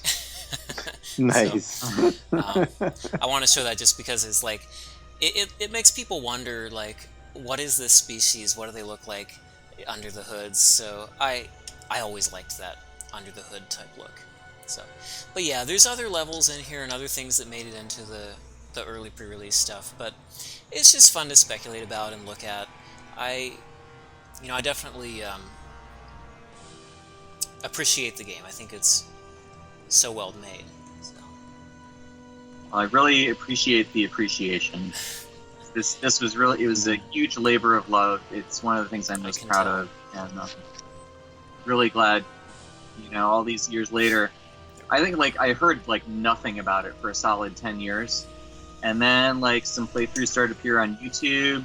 I mean, maybe they were even yours. I'm not sure who did them. There's a few actually. Yeah, Delicious Cinnamon, Zarok, as I said, Habnout has a partial speed run. So yeah, there's a few on there. So there are fans. And now you can play it on emulation too, which I don't know when that emulator came around. But yeah, so that was. Oh yeah, what were you saying, Eric? Oh, I'm sorry. I loved it so much that I forgot how late I was on all the music. Well, the great thing is you can always put in music at the last minute. True. Very, very true. Yeah, do it all with temp tracks. Pour something different in at the end. No, it's kind of ironic given how punctual I am now, and such a stickler for punctuality. Who knew? I never would have guessed that the music was late, actually. I thought the reference to Years and Years was just because there was so much of it. Because it was a lot of music. It's like 40 minutes. So That's true. It was a lot of music. And especially for a project, a shareware project like this. This is a big undertaking. Yeah, for sure. Yeah. And so before closing... Oh, yeah, go ahead. Well, I was just gonna say, and the other interesting thing. So, you mentioned earlier that 5 Element bought that because after a long time, Ben was able to get that back through that. So, we may end up doing something we'd really like to. And after looking at it and just remembering how much quality is it, that's something we'd really like to do. Yeah, and that's what I was wanting to get to before closing. Before getting to that, I was briefly going to mention the emulation thing, because I don't think I said this early on. So I'm playing the game in Sheepshaver, and Sheepshaver is the only classic Mac emulator I know of that can run this game. So anybody who's watching that wants to see it, yeah, definitely check out Sheepshaver. It actually runs almost every classic game really well at this point, and it has ongoing development, so be sure to look into it. It's community driven at this point. I'm one of the people who's working on right now. I'm working on trying to get CD audio support working in it, but there are people working on it, so it's a great emulator. That's great. That's great. I still have my Power Mac that I developed the game on, and it still runs. I occasionally boot it up. Yeah, that's the incredible thing about the old Macs. They just go and go. You really do, and it's a great thing. But emulator's great for everybody else. You didn't realize it would be important to hang on to them. Exactly. Yeah. I had that Power Mac recently when you were down here, and remember we booted it up. That was last. I think the sound wasn't working, but everything else worked. Yeah. Before closing, Cheap shaven. I don't want to cut you off if you wanted to. Oh, you're kind of quiet. Sorry. Oh, Yeah, sorry. you were just quiet. Yeah. I think I turned my mic down a little bit. Is it still okay in the audio there?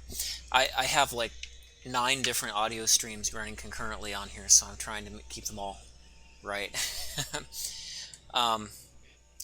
I did want to talk briefly about 5 Elements and just kind of acknowledge now that you guys have the game and are in this partnership together. And I know your other partner too, I believe, is on the chat. I'm not sure, is Mike, right? Mike, is he on there too? I haven't seen him tonight. Okay.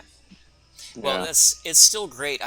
Did your collaboration grow out of this game, or did you guys work with each other prior? Because I noticed, like, before 5 Elements, you had some similar products and things that you were working on, and now you have like this company. Yeah, I guess at different times in our life, Ben and I have been connected through game and music. I met Ben. How many years before that was that, Ben?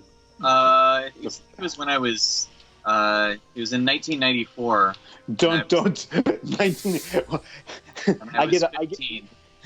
I get an AOL message. Hey, I heard your music. I don't even know where you heard my music. Hey, can you, like? No, I posted Composers Wanted on AOL, and you responded to it. There you go.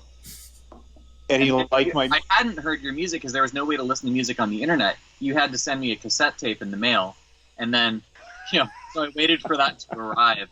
Your demo reel, which I since played out so many times that it's, it was warping when you played it back.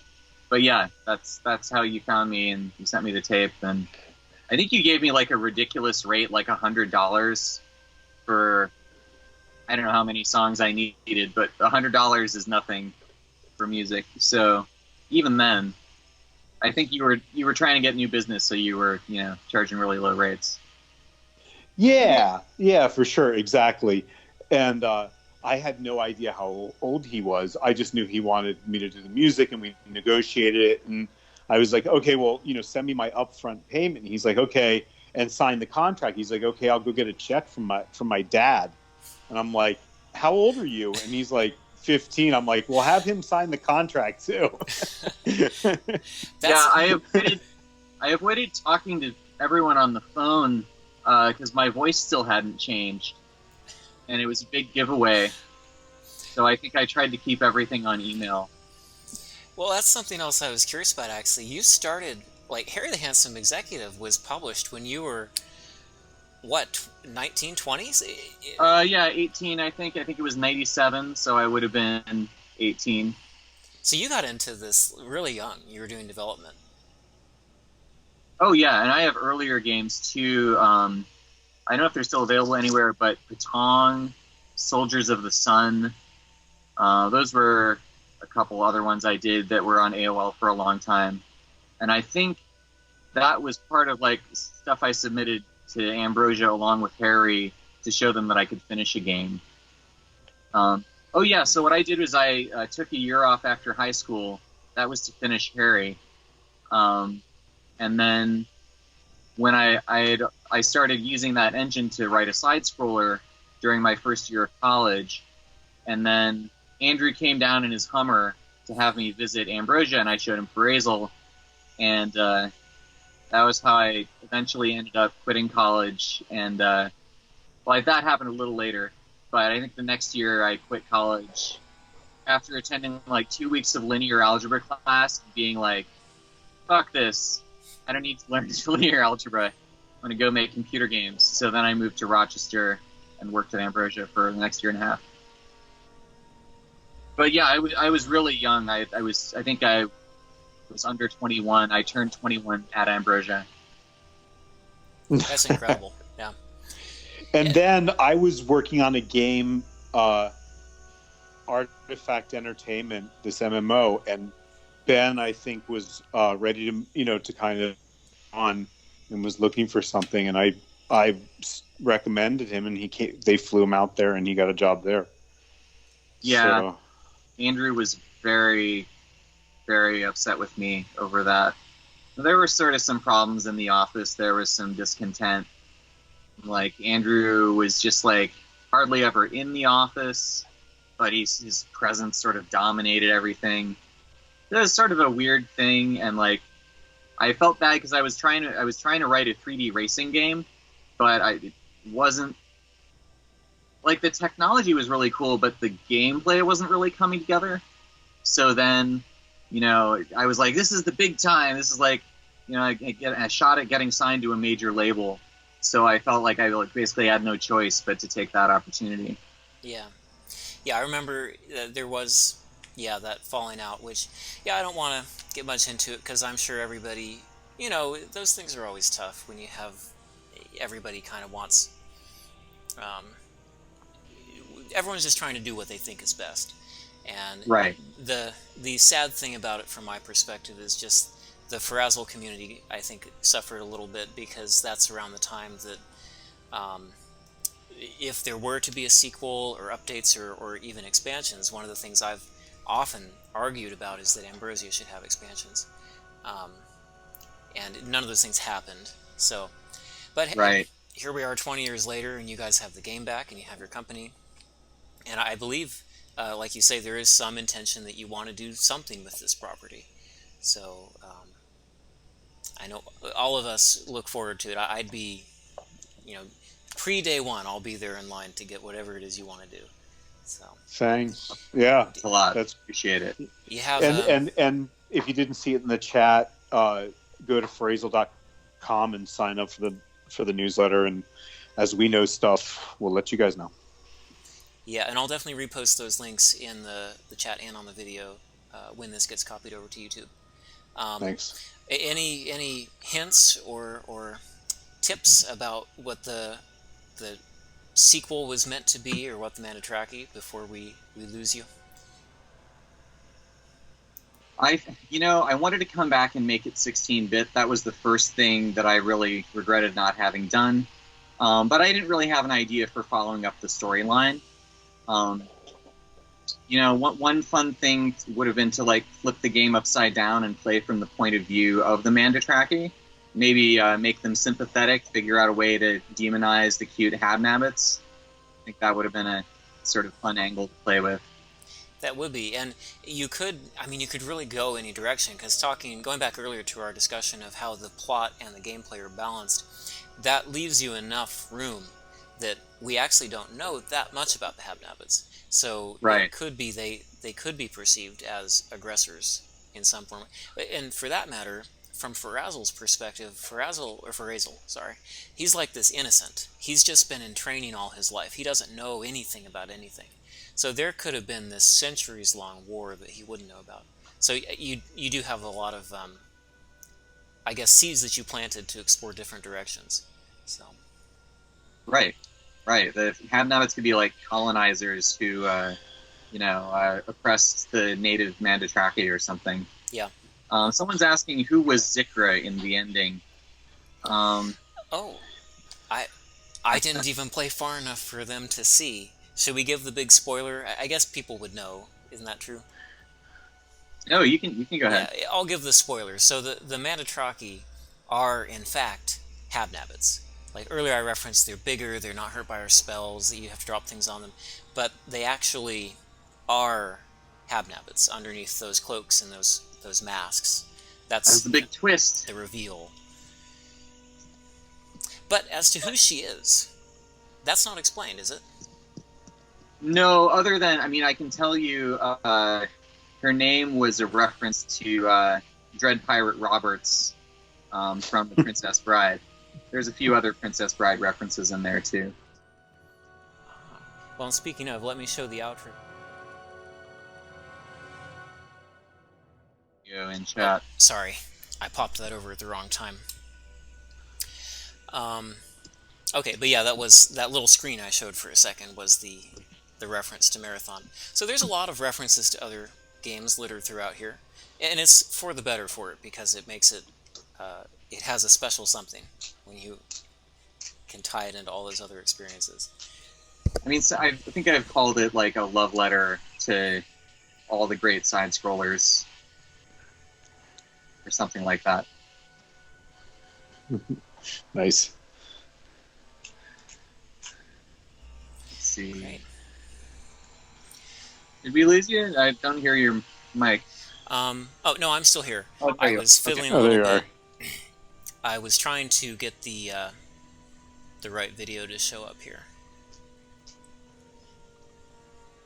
Oh, I know how I can add it. I'm going to put that image up here.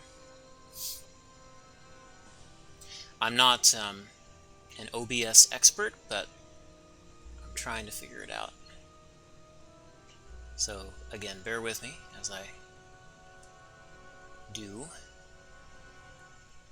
So let's just pop that over to here, and we'll send that down. Okay.